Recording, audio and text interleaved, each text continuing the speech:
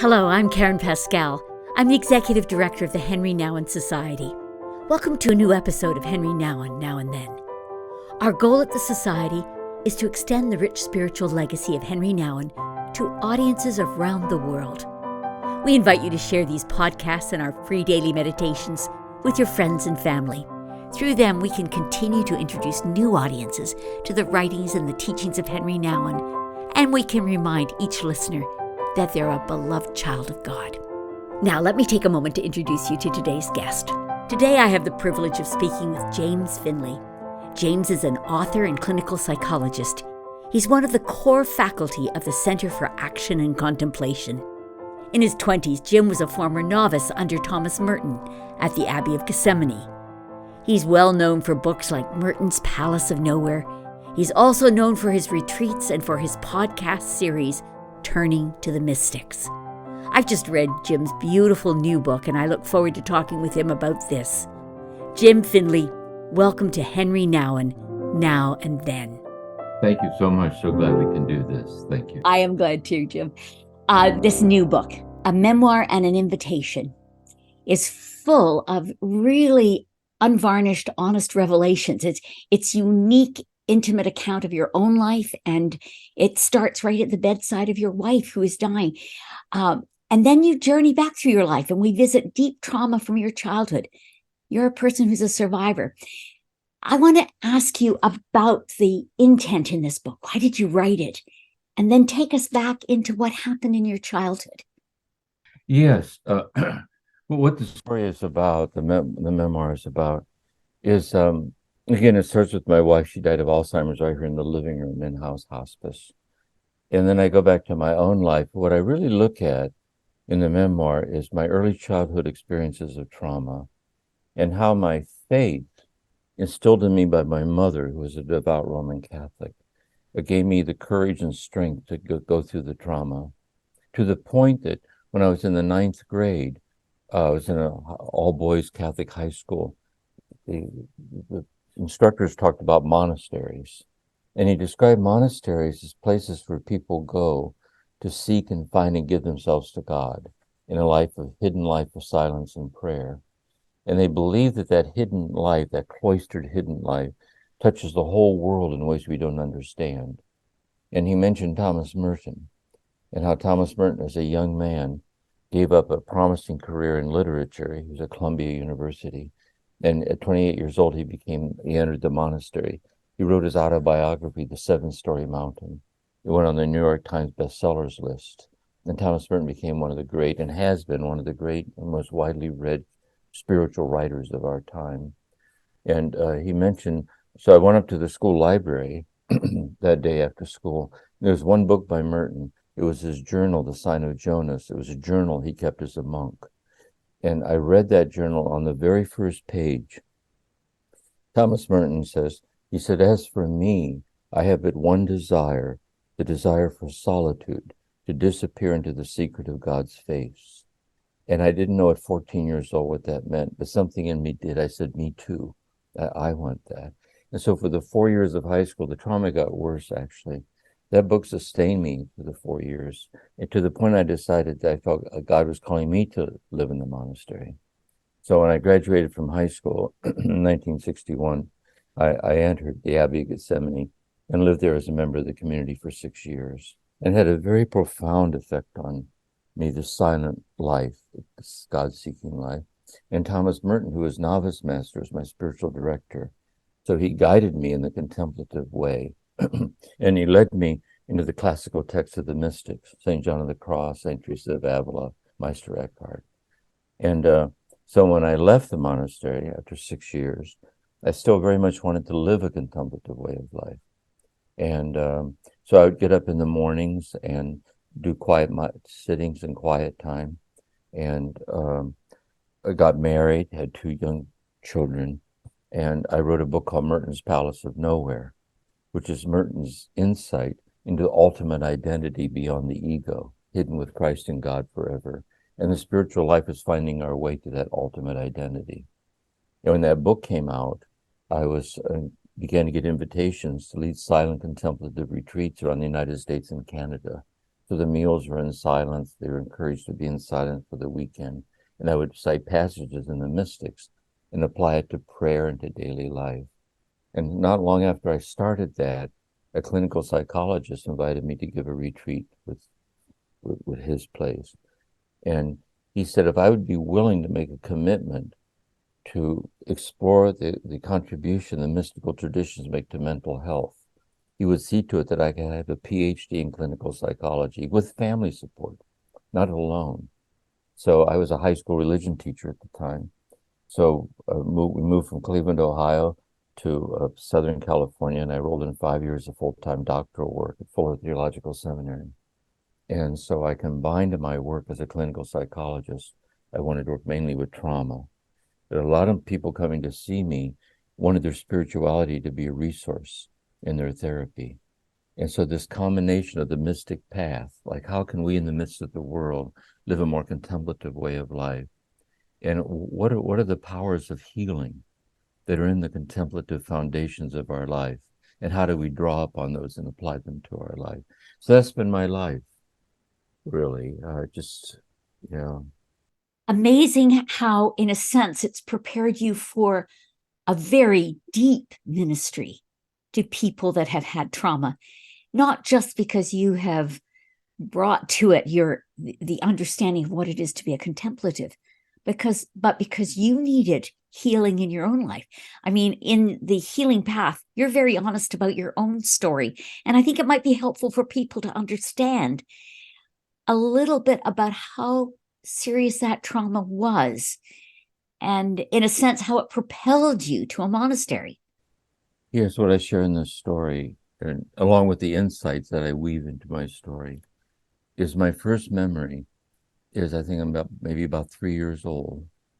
In my mind, I can see myself standing near the window in the living room of the house on Bruner Street in Akron, Ohio, where we live, across the street from my grandmother.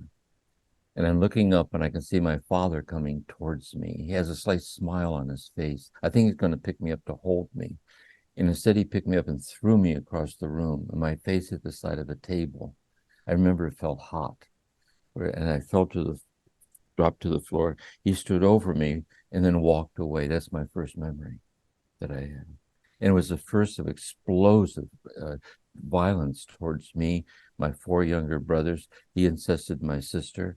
He was very physically violent towards my mother. And when she would take us to Mass on Sunday, a lot of their arguments were about religion, Catholic Church, and so on. She would tell us to pray to God to give us the strength to get through the things that happen when Daddy gets mad. That's how she put it. And I took what she said to heart. And so I was maybe 4 years old, maybe 5. And I'm lying in bed in the dark, and I'm listening to my father beat my mother outside the door. And I'm sad because maybe earlier that day he hit me. And I know if he wanted to, tomorrow he'd hit me again and no one would stop him. And so I prayed, and I prayed the way frightened children pray.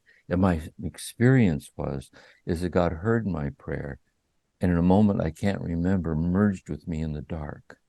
So when I got up the next morning and went outside my bedroom door, the violence went on, but it was a lot better for me because my father thought he was hitting me. He was hitting that other little boy that people can see. He didn't know the real me had been secretly taken by God to a place inside of God where the violence couldn't find me. And so it sustained me. Years later, when I became a clinical psychologist, I learned that I was dissociating. I split myself. I borrowed the religious imagery of my mother's faith to give meaning to dissociating myself off from this. And it was until years later in my own therapy, I learned to not depend on dissociating like that. And my insight is that although I was dissociating, that doesn't mean God did not hear my prayer and merge with me. So in a way, my spiritual awakening occurred in a traumatized state. And I think there's a deep lesson there. That sometimes when we're in the midst of trauma, or in the midst of pain or addiction, sometimes graces come to us in the midst of our confusion and hurt. But the fullness of God's presence doesn't flow out until we're healed from the symptoms themselves. It's still operative. Grace is there in the life of the traumatized person or the addict. Grace is always there. But the more grace empowers us to liberate ourselves from the long-term internalized effects of trauma and abandonment, then the fullness of grace can come out into the open so we can live it and share it with other people. So that's been a key insight for me, not just in my own life, but when I work with people in psychotherapy, because they're in the midst of their struggles. And I know it takes one to know one. I know by experience what that's like, the unrelenting courage of the human spirit to walk the walk and walk through that and be patient and open and receptive and all of that. So that's been a big part of my life. My first marriage ended in divorce. It was I talk about it in the book too. And I met Maureen, my second wife, and it was really, she had been living alone for a long time and had a very strong spirituality grounded in 12-step recovery. She gave me permission to break her anonymity. And we got married, and it was just blissful, really. She became a spiritual director and a psychotherapist. And we lived here at the beach, and we were just so close. When we would go in and see the people in therapy together, we had a 2-office suite. And sometimes she'd come with me on my retreats. It was such a grace for me, the marriage of that. So, yeah. Well, your book, The Healing Path, shares that. It's infused with that. But I wanted people to hear this early story. Maybe many are familiar with it, maybe very few are, but it actually helps us realize there is a healing path. There is a way. And as I read about the trauma in your life, I mean, it was as dramatic as any that I've read about. It was painful. It, in a way, propelled you to a monastery, which I thought was fascinating. And I thought it was amazing. Your father's response when you said you were going to a monastery, maybe share that, because that was kind of interesting. Yes. And I found myself tense with what it said.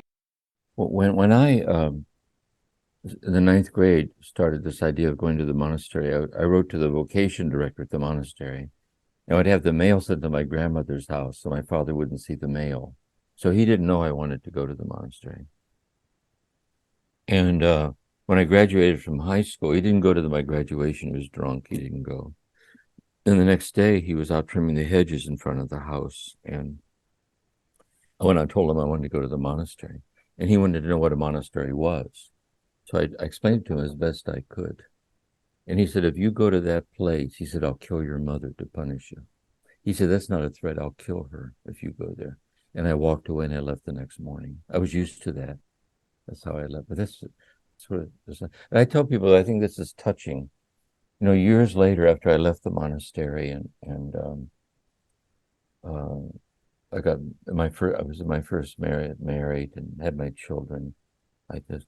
I always felt, and as I was going through my own therapy too, I often felt that I forgave him spiritually, but I didn't forgive what he did because he didn't admit it.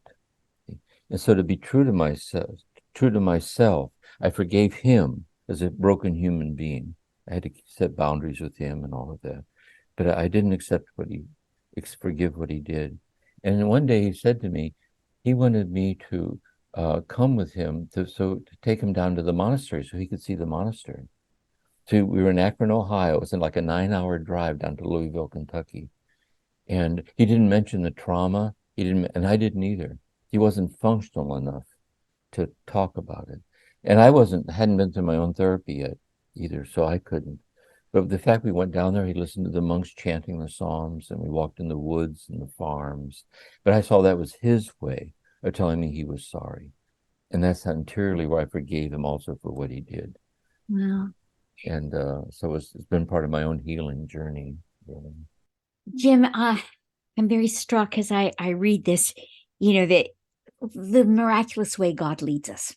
Yeah. I see that in my own life. I see it in yours. And I see a kind of parallel that touched me. Here you had a hero, Thomas Merton. And you not only get to the Abbey of the Genesee, but or rather Gethsemane, you not only get to the Abbey of Gethsemane, you actually end up having him in a sense, tutoring you and speaking into your life. Tell me a bit about that. I mean, that's quite miraculous. Yeah, first of all, I should share something about Henri Nouwen Society and so on. When I wrote Merton's Palace of Nowhere, I was living in Cleveland, a high school religion teacher. And I used to take students, seniors at this Catholic high school, to the Abbey of the Genesee in New York, in Brevard, New York, because John Hughes Bamberger, who was a monk and a psychiatrist, was abbot there, and he was friends with Henri Nouwen. So I knew that Henri Nouwen was visiting him. So I took my manuscript with me.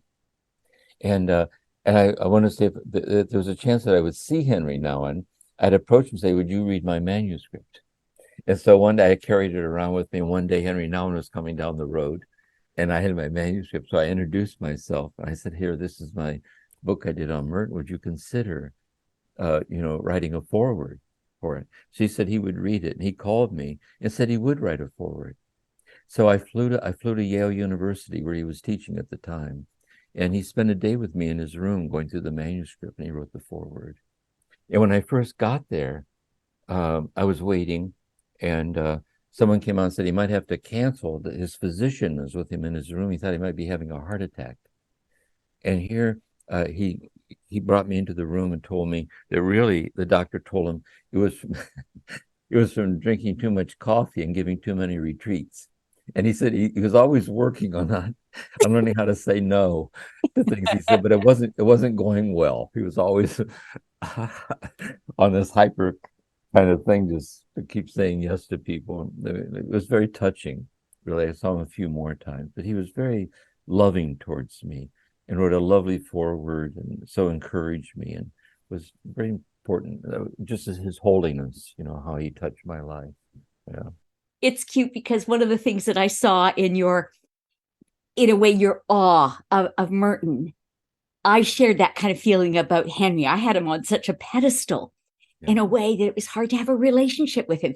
Not that Henry prevented that, but I prevented it because I just was so aware of what an influence and what a wonderful spiritual voice he was, that I missed having a really good relationship. I'm glad that you got to meet him and you got to spend time. And I'm glad that I love the foreword that Henry wrote to Merton's Palace of Nowhere. It's beautiful. It is. And clearly he enjoyed what you had created and he wanted to be part of it. And I think that's lovely. And it is a classic book. If you read kind of all the comments by people on it, it's really one of those books that people suggest, gosh, this is the book that really helps you open up and understand the contemplative Thomas Merton. Yeah. So it's a good to share with you then to my relationship with Merton then along those lines is I ended right after high school, and Thomas Merton was novice master, and because of my trauma, I had trouble with authority figures, like insecure trauma feelings. I wasn't aware of my own trauma yet, but I wasn't consciously aware of it. So when I went in to see him for the first time, of course, I thought it was so amazing I was going to have Thomas Merton for my spiritual director. But because of my issues with authority figures, I was so nervous. My voice was shaking. I was sitting there trying to hyperventilating. And he wanted to know what was going on, like what's happening. And I said, I'm scared because you're Thomas Merton. That's what I said. And I can remember feeling embarrassed because I wanted him to think well of me and he could see the way I was inside. And then he said something that was really so touching to me. He said to me, under obedience, I want you to end afternoon work early. I worked at the pig barn at the time on the farm. He said, I want you to end afternoon work early before you go to Vespers. And I want you to come in here every day at the end of work and tell me one thing that happened at the pig barn that day. And I think later as a psychotherapist, that was a brilliant intervention that he did that. Because I remember the voice inside said, I can do that. And we would go in and he remembered the stories about the pigs and make pig jokes and laugh. And what it did really, it leveled the playing field for me. And it allowed me to talk about my desire for God and how reading his book led me there. And he led me along that path toward that unitive states of the contemplative union with God. So the relationship was a real gift for me. And he became a hermit. He got permission to live in a hermitage on the grounds of the monastery. And I got permission. I wanted to do the same thing when I thought I was going to spend the rest of my life there. And I got permission to spend so many hours a day in an abandoned sheep barn. So he had a strong influence on me that way toward the intimacy of solitude in my own life and in my own journey and so on. So, yeah, he's really, I see him as a lineage holder in the mystical lineage of the Christian tradition. You know, like with John of the Cross and Teresa and Eckhart. I think he was a living mystic and saint to me. You know. You are a treasure to us because you help us kind of understand how to come into the contemplative life.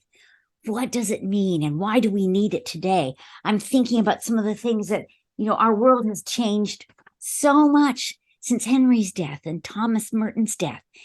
It's 50, 30 years ago for Henry. I want to understand how you see the contemplative heart today and why is it so valuable and essential? My sense is this, how I see it.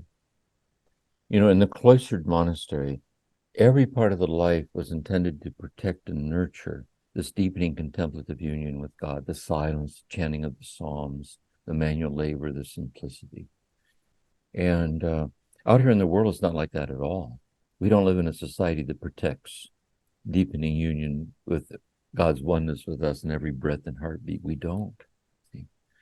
And so how the way I put it is this, is we often, one of the experiences we have, I think, in the world is we get the feeling in the complexities and the demands of daily life. We feel in the momentum of those demands that we're skimming over the surface of the depths of our own life. That's how we feel. And and the thing about it is then we realize that something's missing and we're suffering from depth deprivation. That is, we long to go to the deeper place because we're created by God in the image and likeness of God, destined for eternal union with God, who lives within us. Merton says God's presence, it beats in our very blood, whether we want it to or not. Yeah. But so not only are we exiled from the depths of our own life, but all the more regrettable, God's unexplainable oneness with us is hidden in the depths over which we're skimming. Oh. So then we say to ourselves, well, what can I do about this? What can I do about this? And so what Thomas Merton says is what we do first, this is what it's helped me too, and to help with people, is first of all, notice that there are certain moments where we get fleeting tastes of God's oneness with us. And these might be very subtle. So for example, Merton says, this is the last chapter, New Seeds of Contemplation. Merton says, in the midst of nature, he says, you're out walking and you turn to see a flock of birds descending. And how I put it, as if out of the corner of your eye, you catch something in their descent that's primordial, vast, and true. That somehow, being in the presence of the birds in their descent, you're in the presence of God, like this. Likewise, it can happen also in intimacy, he says, with another person. Sometimes in the arms of the beloved, you get a sense of the presence of God incarnate as your love for each other. Sometimes in reading a small child a goodnight story, it's so disarming. You get a sense that when you're in the presence of the child, you're in the presence of God.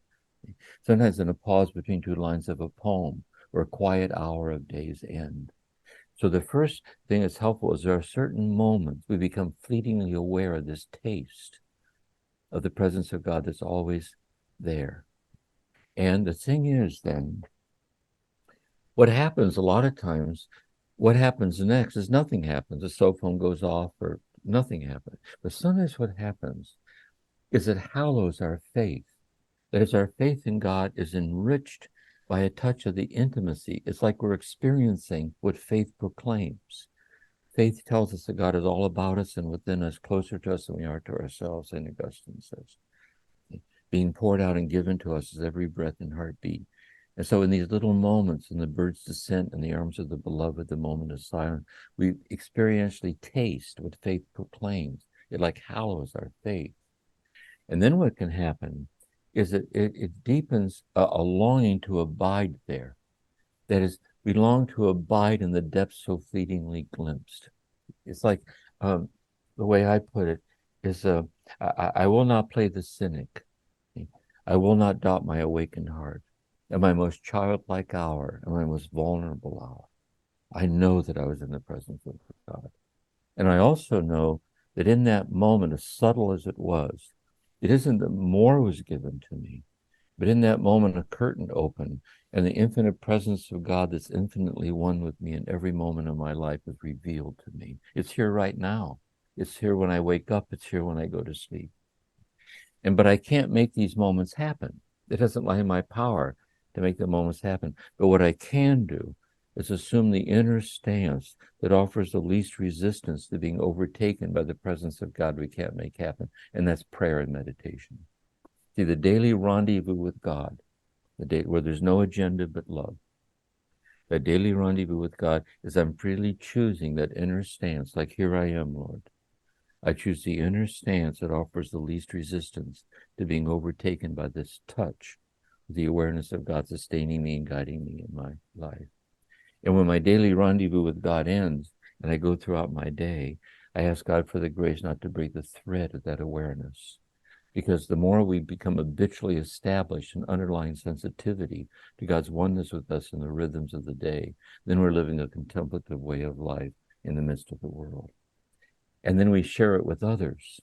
We share it with others because we're able to see in them that they're like us. They're an infinitely love broken person like us. And by the way we listen to them, or we're real with them, or we're patient with them, we pass on the contagious energy of healing in the world, and through our ministry, our work, to our daily life, whatever it is. So those are some of the ways that I see it that helps me. Oh my goodness, that is rich and reminds me of the books of yours that I've been reading.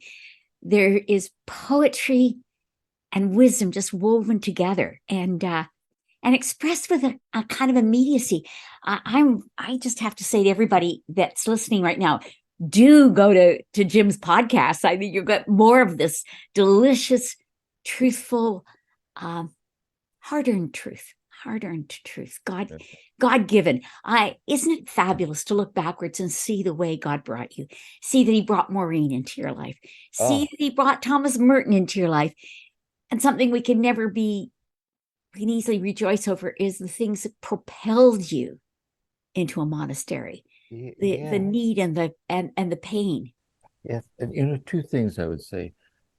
In my writing and when I was doing spiritual direction and being a therapist, is two things. I'm trying to help people see their own life in this way. Like, say, how did it come to pass?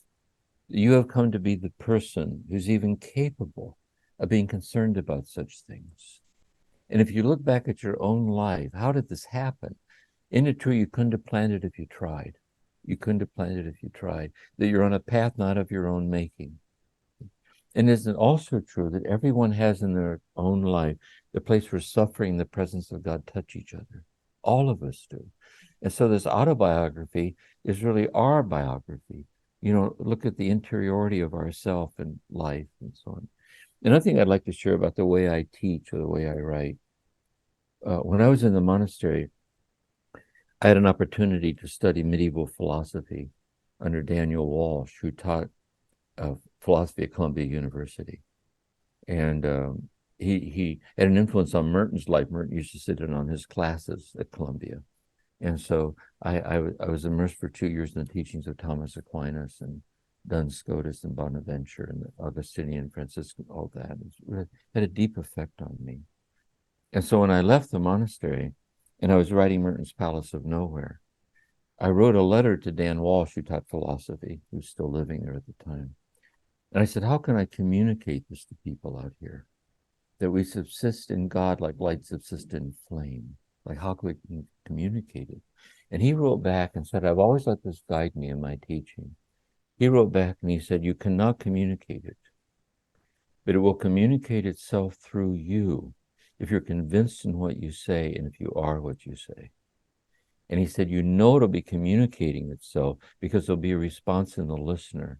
They'll know there's something deep within them is being addressed or being accessed. So deep unto deep. There's a resonance. Merton called this spiritual communication.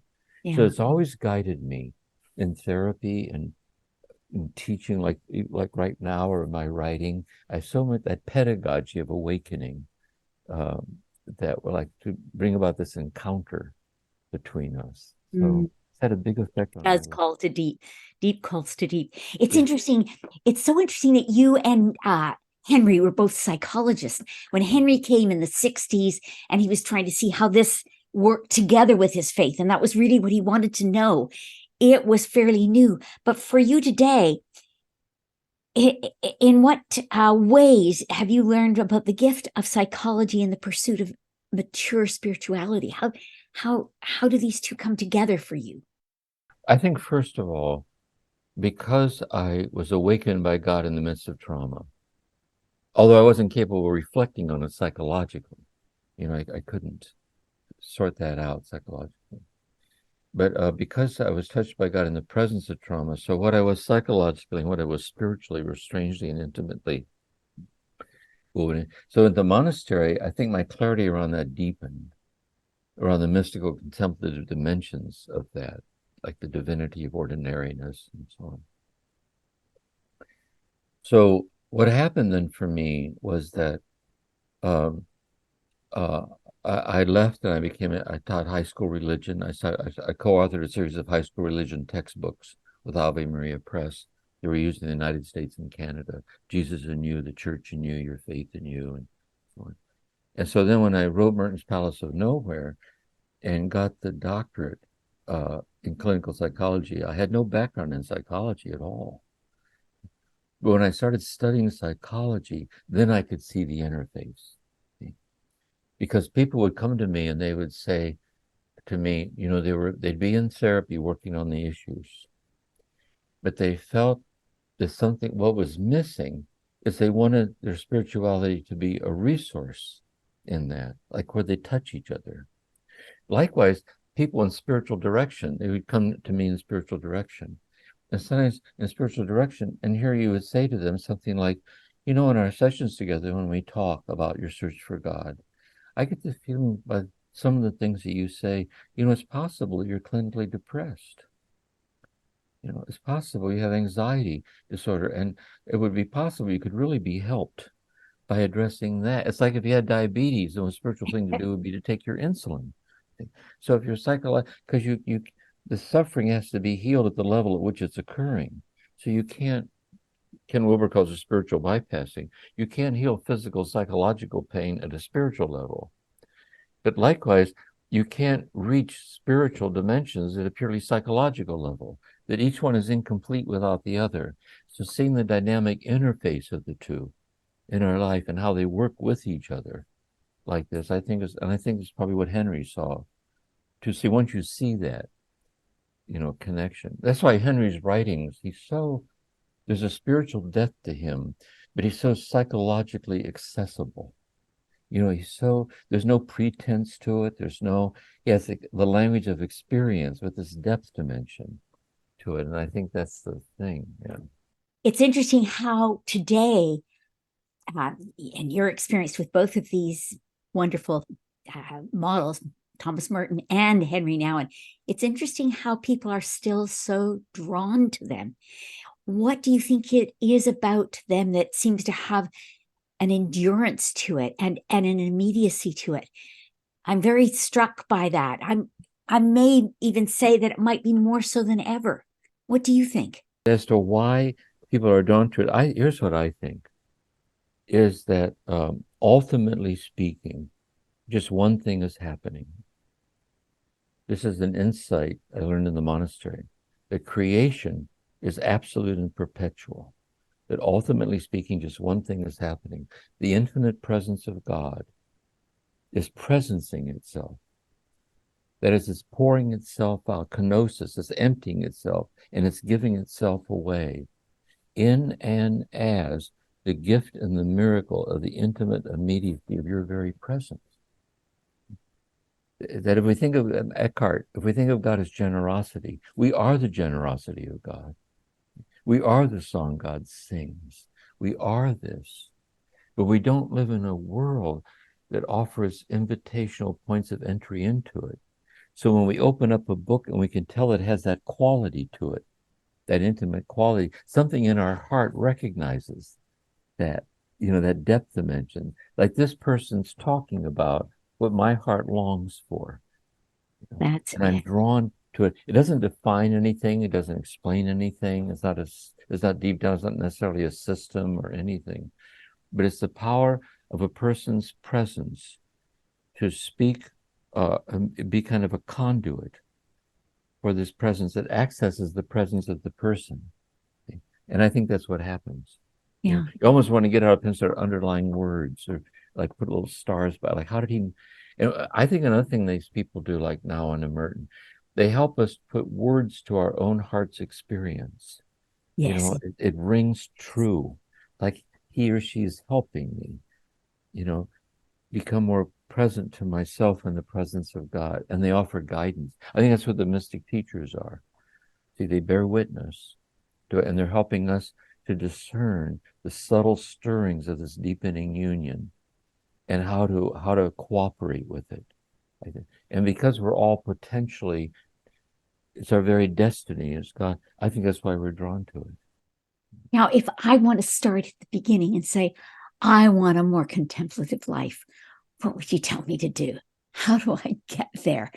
I would say definitely read Jim's books, but how would you, what Well, would your recommendation be? this is how I approach it, one way to approach it. Let's say if we start at a very basic level, that the word contemplate, what that means. A basic definition to contemplate is to observe carefully, to pay close attention, to contemplate. So because most of the things we experience during the day, we experience in passing on our way to something else. That's how we do. But every so often something catches our eye. We pause for a minute out on the porch where I sit, look at the water. I have a hummingbird feeder out there. And I'm so enchanted by hummingbirds. They come and so you can look out your kitchen window and you see a bird building a nest outside the window, or a slant of light across the floor, or you give yourself over to the smell of a rose. There are certain moments where that is, you're not thinking about it. You're not defining it. You're becoming more present in the presence of it. The rose, the flower, the darkness of the night, the beloved, whatever it is, whatever it is. Next, when that contemplative attentiveness is sustained, not just for a few seconds, but you kind of stay there for a while, like a prolonged conversation with the beloved, or an unhurried afternoon at the art museum, in silence, looking at the beauty of the paintings, or a long, slow walk to no place in particular, and you just sit. When the contemplation is sustained, you can feel yourself interiorly descending into a qualitatively deeper awareness of and oneness with qualitatively deeper dimensions of yourself. In the qualitatively deeper awareness of the dimensions of the presence that you're in, the tree, the ocean, the flower, the stars, whatever. We just pay close attention to see that happen. This is so subtle. How I put it, that which is essential never imposes itself. That which is unessential is constantly imposing itself. And so it's very gentle. It never imposes itself. It's like a quiet, it's like this. So then, to go a little bit deeper, poetically, you make this descent into ever deeper dimensions of oneness and deeper dimensions of yourself, and you discover those dimensions drop down into and open out upon the bottomless abyss of God. This welling up and giving the infinity of herself away as you're sitting there looking at the ocean. And that's a moment of oneness. See, that's the moment. And in that moment, it's self-explanatory. When it's happening, it's like, why do I worry so the way I sometimes do? How is it that everything's already unexplainably holy or sacred, but I'm exiled from this holiness that's always there? And I know it's there because I've experienced it. I've experienced it. So first thing is to have faith in the revelatory nature of our moments of spiritual. That's the first thing. Not to play the cynic, not to be dismissive of them, how important they are. The world would be a dimmer place without these moments of luminous clarity. So then I say, well, it's not enough to just wait for the next serendipitous touch.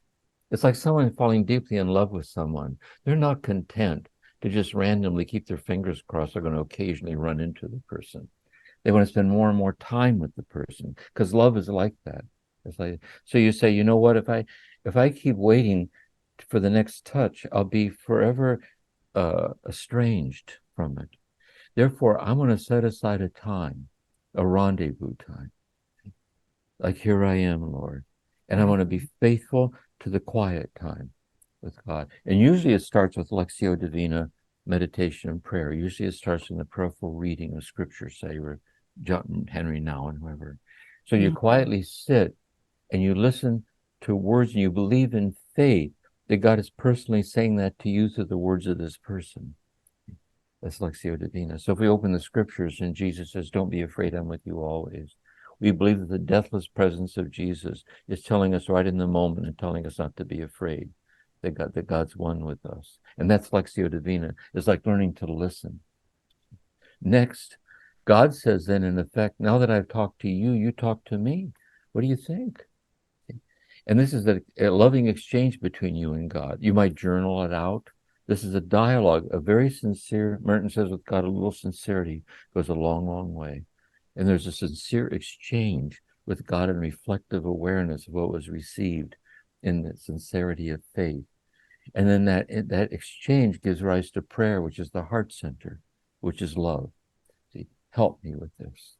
I can't learn to be more one with you without you. Help me with this. And if one does that faithfully every day, over a period of weeks and months and years, it stabilizes this contemplative way. And what can start to happen is that in the moments where you're sitting in this prayer like this is on the website, Turning to the Mystics, and we go the second on a ladder to heaven. So the first rung of the ladder is Lectio, meditation, prayer. What starts to happen is while you're sitting there, you can discover that Teresa of Avila, how she puts it in the Interior Castle, she says, you discover as you're sitting there reflecting with the scriptures open, you're not inclined to say anything. She said, you're not inclined to ask for anything. And she says, while you sit there, you get a sense that your heart's being enlarged to divine proportions. She said, imagine a basin filling with water till it overflows. But what if there was a basin that as the water flowed in, the basin kept getting bigger and bigger and bigger? So you realize the infinite love of God is flowing into you and is enlarging your heart to divine proportions. It's very subtle, and you surrender to that. And that's the beginning of contemplation. So all these mystics, when you really listen to them, they're offering spiritual direction to help us discern we're being invited to that, and how to understand it, how to cooperate with it, how to move with it, and so on. This conversation is delicious, and it invites all of us into a deeper, very intimate relationship with our God. And I am so grateful for your time, Jim. I'm so grateful that I've had this chance to talk with you. Thank you for joining us on Henri Nouwen, Now and Then. I was so glad to do it. And also, the very fact your listeners are drawn to listen to this bears witness they're already on the path we're talking about. You know, I think it's encouraging to know this. So anyway, thank you for inviting me. It was a grace. Thank you. I want to thank you all for listening to our conversation today. You'll find links in the show notes of this podcast for Jim's book, The Healing Path, a Memoir and an Invitation. As well, there will be links to other books by James Finley and a link to his podcast series, Turning to the Mystics. I can highly recommend Jim's book. It's honest, insightful, and beautifully written.